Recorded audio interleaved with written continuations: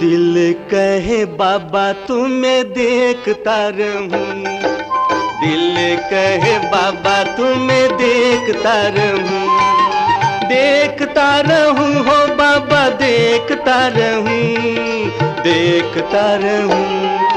दिल कहे बाबा तुम्हें देखता रहूं, दिल कहे बाबा तुम्हें देखता रहूं। तेरे मीठे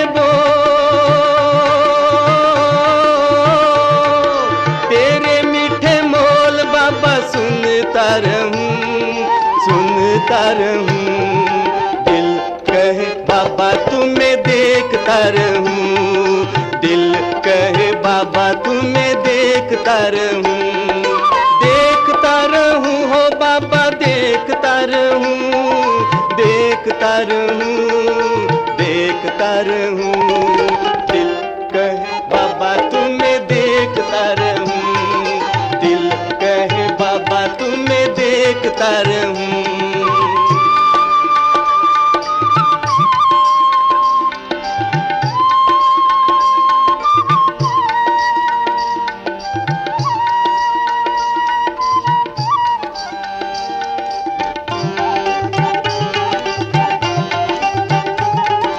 जब से बसाया है दिल में तुम्हें हम, जब से बसाया है दिल में तुम्हें हम, तब से मन नाचे मेरा खुशियों में हरदम, तब से मन नाचे मेरा खुशियों में हरदम।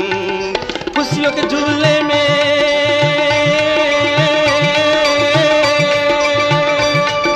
खुशियों के झूले में तो झूलता रहूं, झूलता रहूं।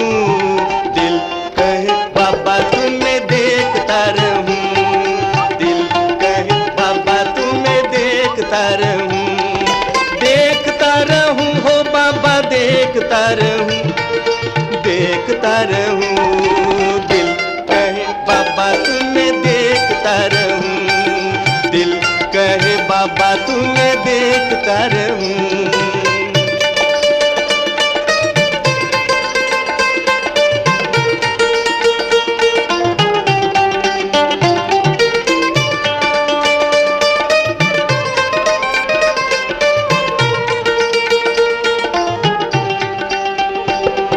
सोच के आता हूँ।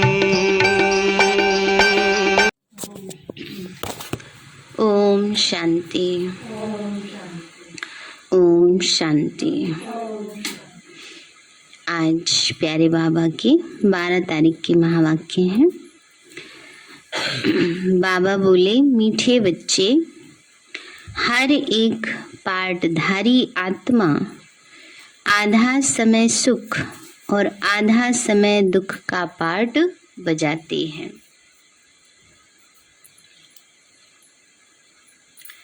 बाबा कहते हैं हर एक पाठधारी आत्मा आधा समय सुख और आधा समय दुख का पार्ट बजाती है। यह भी ईश्वरीय लॉ है ना। बाबा ने कहा ये क्या है? ईश्वरीय लॉ है। बाप जो समझाते हैं यह समझानी बच्चों की बुद्धि में यथार्थ रीति कब बैठेगी? बाबा जो समझा रहे हैं वो एक्यूरेट बुद्धि में कब बैठेगा? बाबा कहते जब बुद्धि शुद्ध होगी। बाबा तो बहुत सारी बातें समझाते हैं, लेकिन कई बार ऐसा होता है कि जिस भाव से बाबा हम बच्चों को कहते हैं उस भाव से बच्चे समझ नहीं पाते हैं, क्योंकि ऑलरेडी बुद्धि में इतना सब भरा हुआ है। तो इसलिए बाबा की याद से जितना बुद्धि शुद्ध होगी उतना धारणा सहज होगी। बाबा ने कहा बच्चे जब बुद्धि शुद्ध बनेगी, जितना जितना जो पुरुषार्थ कर खाद निकालते जाएंगे उतना बाप की समझानी बुद्धि में बैठती जाएगी।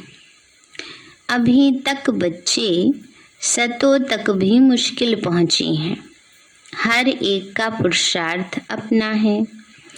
कोई सतो है तो कोई तमो भी है ना। बाबा ने कहा सतों तक मुश्किल पहुंची हैं और उसमें भी कोई सतो है तो कोई तमो भी है। लेकिन बनना है सतो प्रधान। गीत है दूर देश का रहने वाला, आया देश पर आए। ओम शांति। जब मेले व प्रदर्शनी में बच्चे समझाते हैं तो जो समझाने लायक बातें हैं वह ज़रूर समझानी पड़े। इसमें यह तो ज़रूर समझाना पड़े कि सब ब्रदर्स आत्माओं का बेहद का बाप एक ही है। यह भी पूछना पड़ता है कि भारत का आदि सनातन धर्म क्या है। वे तो आदि सनातन हिंदू भी समझते हैं। इस्लामी, बौद्धी, कृष्ण आदि को मालूम है कि हमारा धर्म किसने और कब स्थापन किया। बाबा ने कहा और धर्म वालों को मालूम है कि हमारा धर्म कब स्थापन किया और किसने स्थापन किया। भारतवासियों का हिंदू धर्म है बस देवी देवता। अब ये तो नहीं ना, हिंदू ही कहते हैं सब अपने आप को। देवी देवता धर्म की जय भले बोलते हैं लेकिन कहते अपने आप को हिंदू ही हैं। तो बाबा कहते हैं बच्चे, यह किसने और कब स्थापन किया यह भारतवासी बिल्कुल ही नहीं जानते हैं। यह बिल्कुल ज़रूरी बात है समझाने की। यह किसी के भी ध्यान में नहीं आता। बाबा कहते हैं बच्चे, ये बात किसी के भी ध्यान में नहीं आता है कि हम मूल रूप से देवी देवता धर्म की आत्माएं हैं, पर देवी देवताओं जैसी क्वालिफिकेशंस नहीं रही हैं, इसीलिए अपने आप को क्या कहने लगे, हिंदू कहने लगे। प्राचीन भारत देश गाया जाता है, परंतु उन्हों को यह पता नहीं कि हमारा आदि सनातन देवी देवता धर्म है। बाबा ने कहा बच्चे, गाया तो जाता है परंतु जानते नहीं हैं कि हमारा मूल धर्म कौन सा है, आदि सनातन देवी देवता धर्म। क्या होता है पता है ना सभी को, आदि सनातन क्यों कहते हैं। आदि माना जो सबसे शुरू का है, सनातन माना जो सदा चलता है। तो धर्म वो धारणाएं जो सबसे शुरू की हैं और सदैव हमारे जीवन में चलती आ रही हैं, है ना। अभी भी यादगार में तो बनाते हैं ना देवी देवताओं की मूर्तियां। तो इसलिए बाबा कहते हैं हमारा आदि सनातन देवी देवता धर्म है। हिंदू तो कोई धर्म है ही नहीं। नहीं, ये तो छोटे बच्चों को 10th क्लास की हिस्ट्री में भी पढ़ा दिया जाता है कि हिंदू कैसे हुआ आया। तो बाबा कहते हैं बच्चे, अब तुम बच्चे जानते हो कि 5000 वर्ष पहले देवी देवता धर्म था। बरोबर उस समय लक्ष्मी नारायण राज्य करते थे। वह अपने को हिंदू नहीं कहलाते थे। अच्छा, हिंदू धर्म का कोई संवत भी तो होना चाहिए, उसी को अकॉर्डिंग निकालते हैं। है तो वो एक्चुअल देवी देवता धर्म का विक्रम संवत और विक्रमाजीत संवत, है ना, 2 संवत होते हैं ना। तो बाबा ने कहा बच्चे, विक्रम संवत जो कहते हैं, हो सकता है जब से देवताएं वाम मार्ग में जाते हैं तो अपने को हिंदू कहलाना शुरू करते हैं।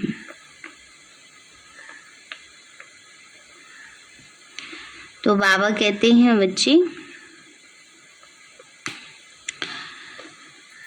तो अपने को हिंदू कहलाना शुरू करते हैं, तब से विक्रम संवत भी कहते हो तो आधा आधा हो गया। उस समय उनको आदि सनातन देवी देवता नहीं कहेंगे। संवत कहा जाता है जब धर्म स्थापन होता है। वह किसने स्थापन किया? विकर्म संवत तो रावण ने स्थापन किया। उस समय सबके कर्म विकर्म होते रहे। कर्म अकर्म विकर्म नाम तो है ना। बाबा ने कहा कि द्वापर से सबके कर्म कैसे बन जाते हैं? विकर्म, है ना। विकारों के वश होकर जो कर्म किए जाते हैं उनको विकर्म कहा जाता है। तो बाबा ने कहा कर्म अकर्म विकर्म नाम तो है, तो विकर्म राजा का संवत भी चलता है, वह हो गया आधा समय। अब यह विकर्म संवत हिंदुओं का संवत तो नहीं है। तो यह पूछना चाहिए कि भारत का आदि सनातन देवी देवता धर्म कब स्थापन हुआ? मालूम तो पड़े ना। यह बहुत नाजुक बातें हैं। जब यह मालूम पड़े तब हिसाब लगा सकें कि नई दुनिया थी। फिर रात दिन जरूर होते हैं, आधा आधा जरूर है। यह एक ईश्वरीय लॉ है, यह समझाने देना है जरूर। ऐसा कभी कोई ने समाचार नहीं दिया। बाबा ने कहा ऐसा किसी ने समाचार दिया ही नहीं कि हमने ऐसे समझाया। तो बाबा ने कहा बच्चे यह जरूर समझाना है, कृष्ण का भी आधा सुख और आधा दुख का पाठ चलेगा। यह जो हम समझाते हैं इसमें सारा हिस्ट्री ज्योग्राफी आ जाती है। मनुष्य जो भी आते हैं उनको दुख सुख का पाठ मिला हुआ है। एक दो बाबा कहते हैं बच्चे सुख दुख का पाठ मिला हुआ है। एक दो जन्म के लिए भी जो आएंगे तो भी आधा आधा होगा। बाबा ने कहा जो एक दो जन्म के लिए आएंगे ना अंत में आत्माएं, उनका भी क्या है, आधा समय सुख आधा समय दुख। माना जैसे दो जन्म है किसी के, एक जन्म में सुख पाएंगे क्योंकि आत्मा परम धाम से आती है, पावन है। फिर अगले जन्म में उसके कर्म अनुसार दुख मिलेगा, बहुत ज्यादा नहीं पर जैसे कर्म किया उनका फल तो मिलेगा। तो यह एक ईश्वरीय लॉ है। प्रदर्शनी में भी जब सुनते हैं तो अच्छा अच्छा करते हैं, बाहर निकलने से ही भूल जाते हैं, है ना। बाबा कहते प्रदर्शनी में सुन के जाते हैं, बड़ा अच्छा लगता है, जैसे ही बाहर गए भूल जाते हैं। कोई एक मास आकर भी गुम हो जाते हैं, एक मास क्या सालों आके भी गुम हो जाते हैं। कई बच्चे बाबा के भूल ही जाते हैं। कोई 10 मिनट समझते, कोई 1 घंटा, कोई तो कुछ समय आकर चलते चलते थक जाते। ऐसे सेंचुस पर होता रहता है। कैसे दैवी संप्रदाय बन रहे हैं यह भी वंडर है। नई दुनिया का धर्म पुरानी दुनिया में स्थापन हो रहा है। यह बातें तुम बच्चों की बुद्धि में आती है। बाप द्वारा तुम अपने को 84 जन्मों को जान चुके हो। बाबा कहते मैं 84 जन्मों की कहानी सुनाने आता हूँ। तो जरूर पिछाड़ी में आकर सुनाएंगे, है ना। बाबा ने कहा अगर शुरू में कहानी सुना दे तो सारे नाटक का वजह ही वो ना रहे, है ना। इसलिए बाबा कहते लास्ट में आकर सारी कहानी सुनाता हूँ। जो सस्पेंस होता है वो लास्ट में खोला जाता है ना, इस कारण से ये हुआ, इस कारण से ये हुआ। हाँ इसलिए बाबा कहते लास्ट में आकर सुनाता हूँ। बाबा ने कहा द्वापर के बीच में तो सुना न सके, जबकि पिछाड़ी वाले जन्म अभी लिए नहीं है। राजयोग का ज्ञान द्वापर में मिल न सके, महाभारत लड़ाई भी द्वापर में लग न सके। महाभारत लड़ाई के बाद ही सतयुग स्थापन होता है, अर्थात देवी देवता धर्म स्थापन होता है। उनसे पहले ब्राह्मण धर्म स्थापन होता है, तो जरूर ब्रह्मा द्वारा स्थापना करते होंगे। तो ब्राह्मण जन्म लेते होंगे ना। विराट रूप जो दिखाया है उसमें शिव को नहीं दिखाया। बाबा कहते हैं विष्णु का विराट रूप दिखाया है ना, अंतिम दिन श्री दिखाते हैं गीता में कि विष्णु का श्री कृष्ण का विराट रूप दिखाया अर्जुन को अनुभव कराने के लिए। अभी उसने कहा ना कि इतना तेज मैं सहन नहीं कर सकता, तो बाबा के तो उसमें सब वर्ण दिखाते हैं, उसमें शिव बाबा को दिखाया नहीं है, मुख्य जो है। तो बाबा कहते हैं बच्चे उसमें शिव को नहीं दिखाया तो ब्राह्मणों की चोटी भी नहीं दिखाई। प्रदर्शनी में भी विराट रूप वाला चित्र होना जरूरी है। ब्रह्मा द्वारा पहले जरूर ब्राह्मण रचेंगे, फिर वह ब्राह्मण कब और कहाँ रचते हैं। ब्राह्मणों का है संगम, शूद्रों का है कलयुग। अब तुम अपने को कहलाते हो प्रजापिता ब्रह्मा कुमार कुमारियां। प्रजा माना ही मनुष्य सृष्टि, तो जरूर ब्राह्मण कहेंगे। क्राइस्ट को कृष्ण धर्म का पिता नहीं, बाबा ने कहा क्राइस्ट को कृष्ण धर्म का पिता कहेंगे। ये है प्रजापिता। भगवान ब्रह्मा द्वारा मनुष्य सृष्टि रचते हैं, ऐसे नहीं क्राइस्ट द्वारा बौद्धियों द्वारा रचते हैं। बाबा ने कहा शिव बाबा ब्रह्मा के द्वारा नहीं सृष्टि रचते हैं, कोई क्राइस्ट के द्वारा या उनके द्वारा तो नहीं रचेंगे, बौद्धियों के द्वारा। मनुष्य सृष्टि शुरू ही ब्रह्मा से होती है, तो जरूर पहले पहले ब्राह्मण ही रचेंगे। ब्राह्मणों को फिर देवता बनाते हैं, विराट रूप भी भारत में ही दिखाते हैं। तो और धर्म वाले विराट रूप बना न सके, यह नई नई बातें बाप ही समझाते हैं। नई पॉइंट्स भी निकलती रहती हैं, पुरानी भी निकलती रहती हैं, क्योंकि नए नए बच्चों को भी कुछ नई कुछ पुरानी पॉइंट्स मिलनी चाहिए, है ना। बाबा मुरलियों में दोनों तरह के पॉइंट्स समझाते रहते हैं, क्योंकि जो बाद में आने वाले नहीं तो वो कैसे समझेंगे, है ना। इसलिए बाबा सारी बातें रिपीट करते हैं। जब तक अल्फ बे बुद्धि में नहीं हो तो और क्या समझेंगे। तुम जानते हो अल्फ बे किसी को समझाना बड़ा सहज है। बाप तो सबका एक ही है, वो आते भी जरूर हैं। शिव जयंती भी भारत में ही मनाते हैं, परंतु भारतवासियों को यह पता नहीं है कि शिव जयंती क्या है। ना ब्रह्मा ना विष्णु ना शंकर का पता है, ना ही श्री कृष्ण का। श्री लक्ष्मी नारायण का राज्य कब था यह भी नहीं जानते ना। ना ब्रह्मा विष्णु शंकर का पता है, ना लक्ष्मी नारायण का, किसी का पता ही नहीं, ज्ञान ही नहीं है। क्राइस्ट होकर गए हैं, उनके पोप की सारी लिस्ट होगी, परंतु भारतवासियों को ये पता नहीं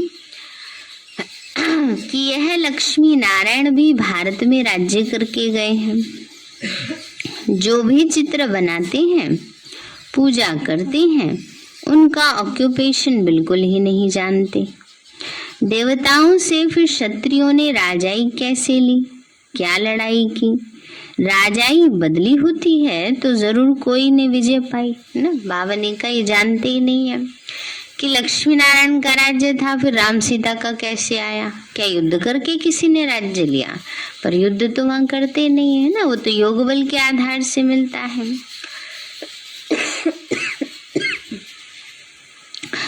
तो बाबा ने कहा क्षत्रियों ने राजाई कैसे ली, क्या लड़ाई की, नहीं। राजाई बदली होती है तो जरूर कोई ने विजय पाई, तो वहां तो ये बात ही नहीं है। वह तो अच्छी तरह राज्य देते, मनुष्य तो कितने अंधियारे में है।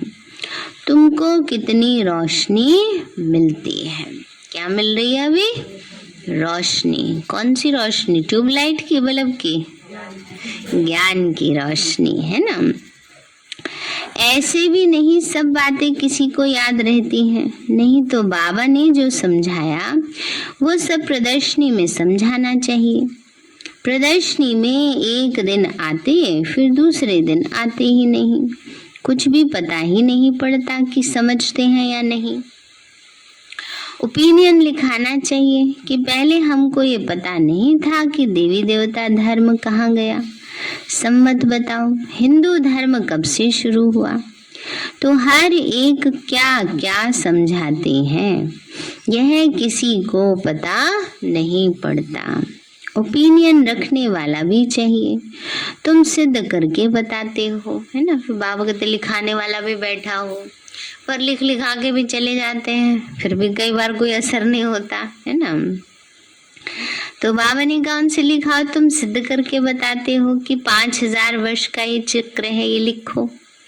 सम्मत आदि का किसी को मालूम तो है नहीं, यह बातें कोई शास्त्रों में सुनी, फिर हमने कहाँ से सीखी। तो हमको सिखाने वाला जरूर भगवान होगा। भगवान बगैर ये बातें कोई समझा न सके, वह भी जरूर कोई तन में ही आएगा ना।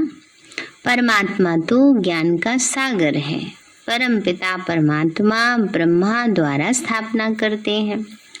आदि मध्य अंत का नॉलेज देते हैं, उनका नाम है शिव। भक्ति मार्ग में उनके ढेर नाम रख दिए हैं। कम से कम 1.5 लाख अपनी अपनी भाषा में उनके नाम रखते हैं। बाबा कहते कितने नाम है शिव बाबा के?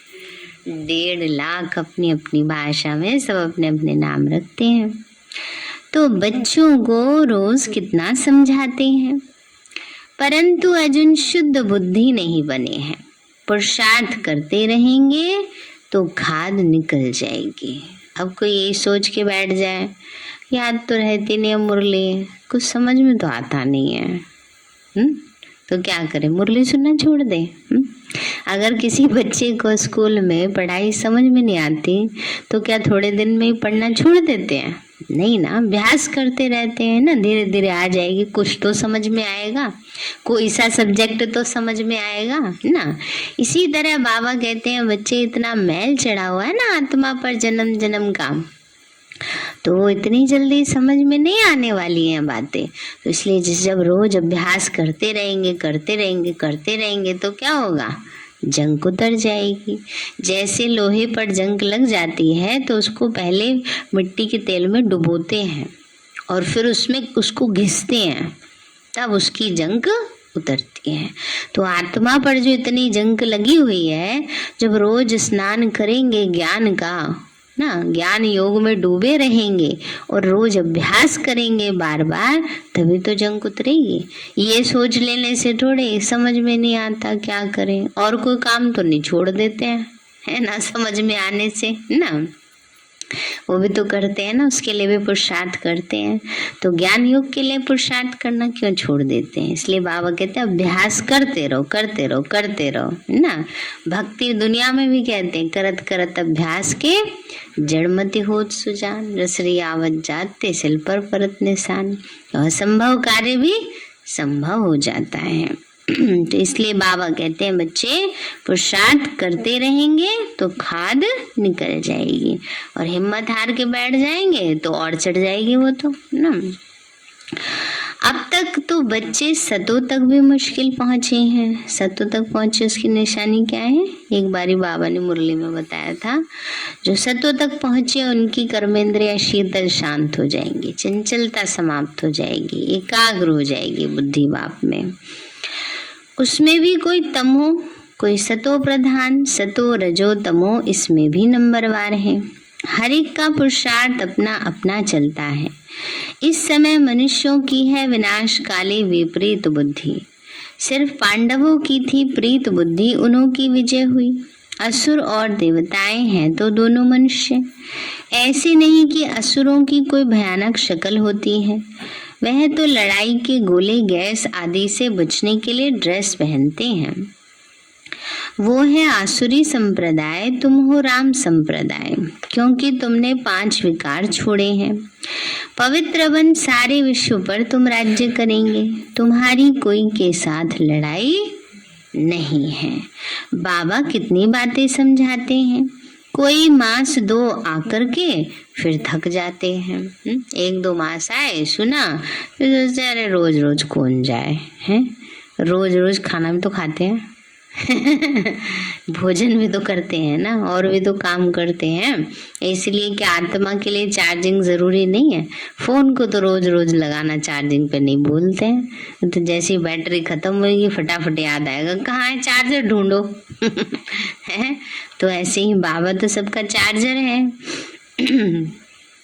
तो बाबा कहते हैं बच्चे, इसलिए कई मास 2 आकर थक जाते हैं, फिर समझा जाता है कि इनकी तकदीर में नहीं है। साधारण प्रजा में तो आएंगे, प्रजा तो ढेर बनने वाली है। अभी भी देखो प्रजा कितनी है। किस तरफ अन्न की कमी होने के कारण मनुष्य भूखे भी मर जाते हैं, कोई तरफ बारिश नहीं होने के कारण अकाल भी पड़ जाता है। इसमें गवर्नमेंट क्या करेगी? ये तो नेचुरल कैलेमिटीज हैं। अब तो मूसलधार बरसात भी पड़ेगी, विनाश तो होना ही है। तो तुमने जो साक्षात्कार किया है वो सब प्रैक्टिकल में होगा। साक्षात्कार में एक कृष्ण का महल देखेंगे, सारा तो नहीं देख सकेंगे। अच्छा देखेंगे, विनाश हुआ, शरीर छोड़ेंगे तो सब कुछ भूल जाएंगे। सारी दुनिया खत्म हो जाने वाली है, फिर दुनिया ही बदल जाएगी, तुमको सब कुछ भूल जाएगा। भावनी का सब कुछ भूल जाएगा, है ना। सतयुग में नया जन्म लेंगे तो सारे नए अच्छे संस्कार साथ जाएंगे। बाबा कहते हैं, बच्चे अभी तुम्हारे में शुरू से लेकर अंत तक सब नॉलेज है। मूल वतन सूक्ष्म वतन का चक्र कैसे फिरता है, सारी नॉलेज बाप ने दी है, जिसमें जितना जास्ती ज्ञान उतना जास्ती नशा रहता है। अभी हम मास्टर नॉलेजफुल हो गए हैं, फिर जब विनाश होगा तो हमारा शरीर खलास हो जाएगा। इस जन्म तक ही नॉलेज रहती है, तो इतना बुद्धि में नशा रहना चाहिए कि हम ये शरीर छोड़ जाकर प्रिंस प्रिंसेज बनेंगे ना। बाबा कहते हैं इतना बुद्धि में नशा रहना चाहिए।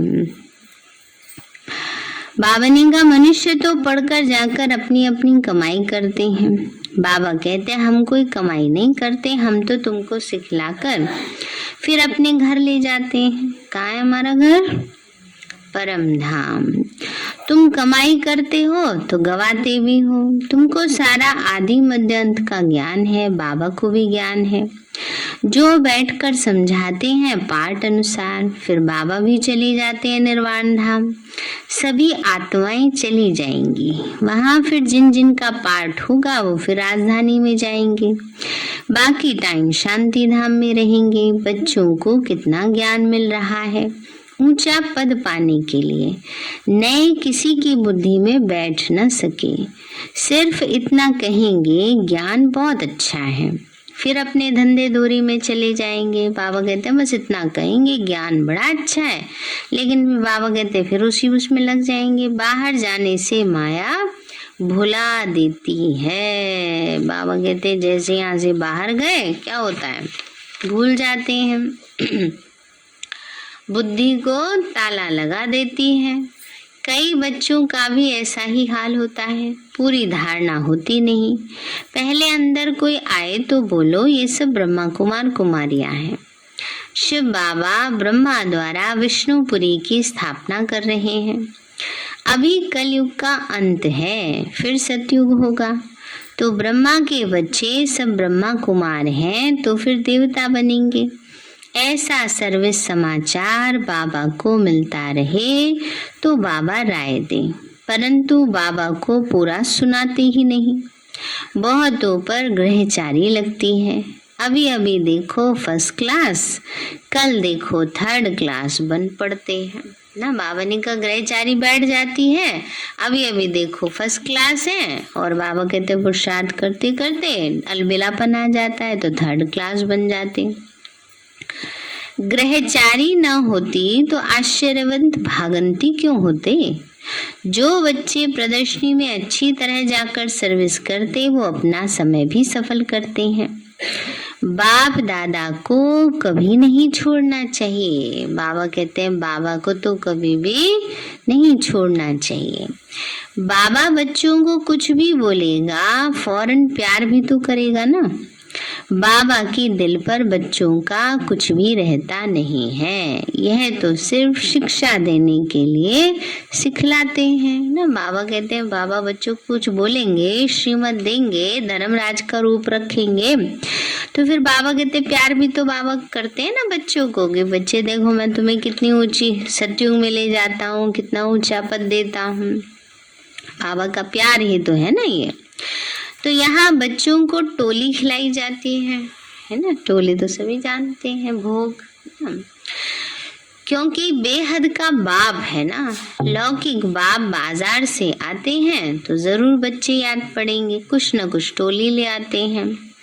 बाहर सेंटर्स पर टोली नहीं मिलती है मिलती है बाबा आजकल बाबा के घर में तो रोज टोली खाते ना, मुरली के बाद। अब बात थोड़े बच्चे थे तो मुरली के बाद रोजाना सबको टोली मिलती थी तब बाबा कह रहे हैं यहाँ बाप सम्मुख बैठा है, बाबा सब कुछ बच्चों को समझाते हैं। ये द्वापर से ऋषि मुनि जो सतो प्रधान थे, जिनकी बुद्धि को ताला लगा हुआ नहीं था, वे भी कहते थे कि रचयिता और रचना को हम नहीं जानते। आज कलयुग में सबकी बुद्धि को ताला लगा हुआ है, फिर वो कैसे जान सकेंगे? शास्त्र तो वह ऋषि मुनि भी पढ़ते थे। तुमको पॉइंट बहुत मिलती है समझाने के लिए, है ना। वे बाबा कहते हैं तुम्हें बहुत सारी पॉइंट्स मिलती है समझाने के लिए। अच्छा मीठे मीठे सिक्के लदे बच्चों प्रति माता पिता बाप दादा का याद प्यार। रूहानी बाप की रूहानी बच्चों को नमस्ते। रूहानी हम बच्चों की रूहानी माता पिता बाप दादा को नमस्ते नमस्ते नमस्ते बाबा नमस्ते। धारणा के लिए मुख्य सार है, भगवान हमको पढ़ाकर भगवान भगवती बनाते, इसी खुशी व नशे में रहना है। भगवान हमको पढ़ाकर भगवान भगवती बनाते हैं, इसी खुशी व नशे में रहना है। रचयिता और रचना का ज्ञान बुद्धि में रख दूसरों को सुनाना है। दूसरी पॉइंट है, जैसे बाप किसी बच्चे की बात दिल पर नहीं रखते, ऐसे किसी की भी बात दिल पर नहीं रखनी है ना। बाबा तो समझाने देते, शिक्षा देते हैं, बाबा कहते हैं बाबा दिल पर नहीं रखते हैं। वरदान दिया बाबा ने, करावन हार की स्मृति से सेवा में सदा निर्माण का कार्य करने वाले कर्मयोगी भव। करावन हार की स्मृति से सेवा में सदा निर्माण का कार्य करने वाले कर्मयोगी भव। बाबा बोले कोई भी कर्मयोगी की स्टेज में परिवर्तन करो। सिर्फ कर्म करने वाले नहीं, लेकिन कर्मयोगी हैं, कर्म करते हुए बाबा की याद रहे। कर्म अर्थात व्यवहार और योग अर्थात परमार्थ, दोनों का बैलेंस हो। शरीर निर्वाह के पीछे आत्मा का निर्वाह भूल ना जाए। जो भी कर्म करो वह ईश्वरीय सेवा अर्थ हो। इसके लिए सेवाओं के निमित्त मात्र का मंत्र व करणहार की स्मृति का संकल्प सदा याद रहे। बाबा ने कहा बच्चे जो भी कर्म करो वो ईश्वरीय सेवा अर्थ हो। इसके लिए सेवाओं में क्या भाव रखना है? निमित्त मात्र का मंत्र और करावनहार की स्मृति का संकल्प सदा याद रहे। करावनहार भूले नहीं तो सेवा में निर्माण ही निर्माण करते रहेंगे। करावनहार बाबा भूले नहीं तो सेवा में क्रिएट करते रहेंगे, निर्माण ही निर्माण करते रहेंगे ना। अच्छी अच्छी प्लानिंग करेंगे। जब मैपन आ जाता है तो बुद्धि वहाँ ही ब्लॉक हो जाती है ना। जब सोचते हैं बाबा करा रहा है, हम बच्चे कर रहे हैं। स्लोगन है, सेवा व संबंध संपर्क में विघ्न पड़ने का कारण है पुराने संस्कार। उन संस्कारों से वैराग्य हो। सेवा व संबंध संपर्क में विघ्न पड़ने का कारण है पुराने संस्कार। उन संस्कारों से क्या हो? वैराग्य हो। उन संस्कारों से उपराम होंगे तो विघ्न नहीं होगा। सार है मीठे बच्चे, हर एक पाठधारी का पाठ, हर एक पाठधारी आत्मा आधा समय सुख आधा समय दुख का पाठ बजाती है। ये भी ईश्वरीय लॉ है। प्रश्न है, बाप जो समझाते हैं समझानी बच्चों की बुद्धि में यथार्थ रीति कब बैठेगी? बाबा बोले जब बुद्धि शुद्ध बनेगी, जितना जितना जो पुरुषार्थ कर खाद निकालते जाएंगे उतना बाप की समझानी बुद्धि में बैठती जाएगी। अभी तक बच्चे सतो तक भी मुश्किल पहुंचे हैं। हर एक का पुरुषार्थ करना अपना है। कोई सतो है तो कोई तमो भी है, लेकिन बनना है सतो प्रधान। गीत है, दूर देश का रहने वाला आया देश पर आए। अच्छा, ओम शांति। मीठे बाबा आपने हमें सब कुछ दिया। आपका पदम गुणावार शुक्रिया। प्यारे बाबा, आप हमें ज्ञान, गुण, शक्तियों, वरदानों और सद्बुद्धि से भरपूर करते हो। आपका बार बार शुक्रिया। प्रकृति के मीठे बाबा, आपने मुझ आत्मा को, इस सेवा स्थान को, विश्व की सर्वात्माओं को निर्विघ्न बनाया। आपका बार बार शुक्रिया। प्रकृति के पांचों तत्वों का भी शुक्रिया। साइंस के साधनों का भी शुक्रिया। लौकिक अलौकिक परिवार का भी शुक्रिया। हे तन, तुम्हारा भी शुक्रिया। विश्व की सर्वात्माओं का और ब्रह्मांड की सारी शक्तियों का, सब प्रकार का सहयोग देने के लिए शुक्रिया। मीठे बाबा, मुझ आत्मा ने जाने अनजाने में जिन भी आत्माओं को मनसा वाचा कर्मणा दुख दिया है, मैं उन सभी से क्षमा चाहती हूँ। मुझे क्षमादान दिलाओ। और जिन आत्माओं ने मुझे दुख दिया है, विघ्न रूप बने हैं, मैं उन सभी को दिल से क्षमा करती हूँ। सबका कल्याण हो, सबको सुख शांति सद्बुद्धि मिले और बाबा के सेंटर की सेवाएं खूब बढ़ती जाएं। शिव बाबा से सारी शक्तियाँ मुझ आत्मा में समा रही हैं,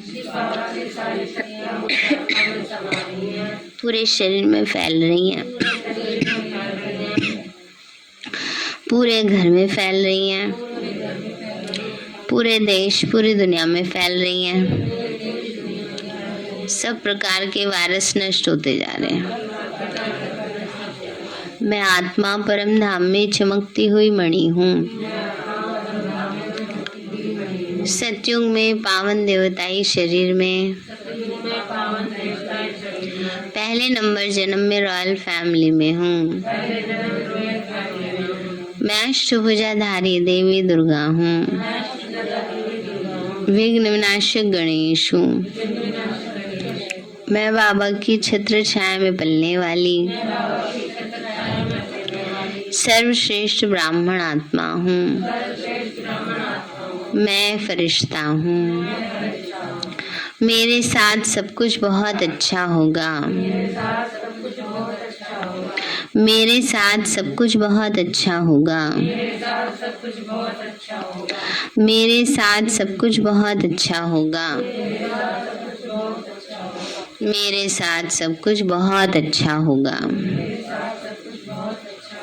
ओ